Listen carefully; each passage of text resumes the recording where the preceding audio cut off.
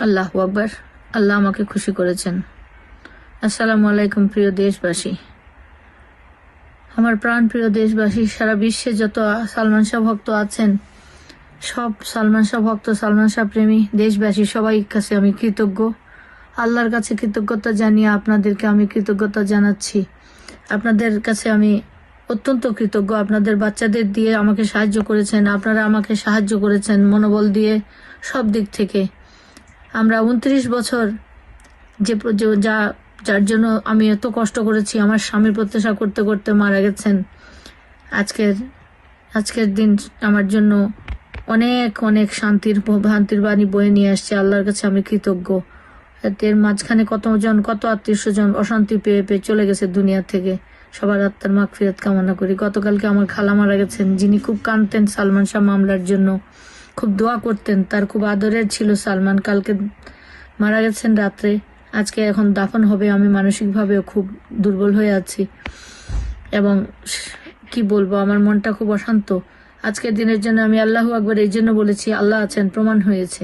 29 বছর আমরা আন্দোলন করার পরে আজকে আদালতে, আমি মহামান্য আদালতকে অনেক অনেক শ্রদ্ধা সম্মানের সঙ্গে জানাচ্ছি, আল্লাহ তাকে দীর্ঘজীবী করুন এবং এরকম জজের দ্বারা যেন ন্যায় বিচার আমরা আরো পরবর্তীতেও পেতে পারি। 29টা বছর এরকম জজদের দুয়ারে দুয়ারে, আমার এখনো মনে আছে জজ কোর্টের বারান্দায় আমাকে নিয়ে টিটকারি মারা হয়েছে। জজ সাহেব আমার কাছ থেকে কথা শুনছেন সেই মুহূর্তে। পিপি আবু আবদুল্লাহ আমাকে নিয়ে, যাতে কথা না বলতে পারেন, 5টা বেজে গেছে, 6টা বেজে গেছে, কোর্ট বন্ধ করতে বলে দিচ্ছেন।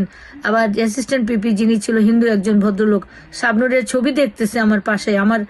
আমার কোর্ট চলছে, সেখানে তারা ছবি দেখতেছে। এরকম অনেক কিছু করা হয়েছে।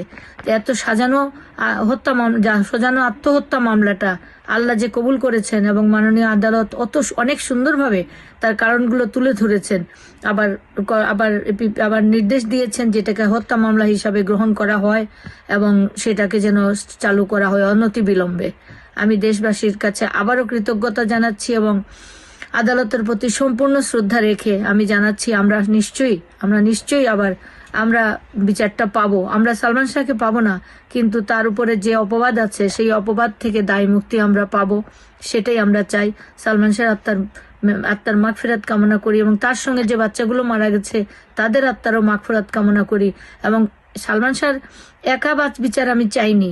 সালমান শাহ সহ যে 41টা প্রাণ আত্মহত্যা করেছে, সেই 41টা সহ 42টা এর বিচার চাই। এবং যে পিবিআই এবং যে সমস্ত এজেন্সি, আবু আবদুল্লাহ পিপি রাষ্ট্র সবসময় থাকে বাদীর পক্ষে। বাদী যদি চালাতে না পারে, আমার স্বামী মারা যাওয়ার পরে আমি অনেক কষ্টে মামলাটা আমি চালু করেছি, চলছি। এটা আমি রিভিশন দাখিল করেছিলাম এই মামলার জন্য, যাতে মার্ডার মামলা হয়।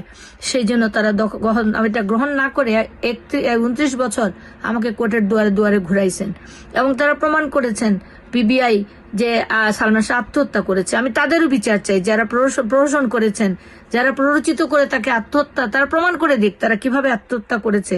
সালমান শাহের স্ত্রী খালি বারবার এবার বলতেছে প্রমাণ হচ্ছে আত্মহত্যা। এটা তো আত্মহত্যাই যদি হয় তাহলে তাকে প্রমাণ করতে হবে সালমান শাহ আত্মহত্যা করেছে এবং তার প্ররোচনায় আত্মহত্যা হয়েছে। সুতরাং সে নিজে কনভিক্টেড, সে এখানে আসামি হয়, তাকে তো গ্রেফতার করতেই হবে।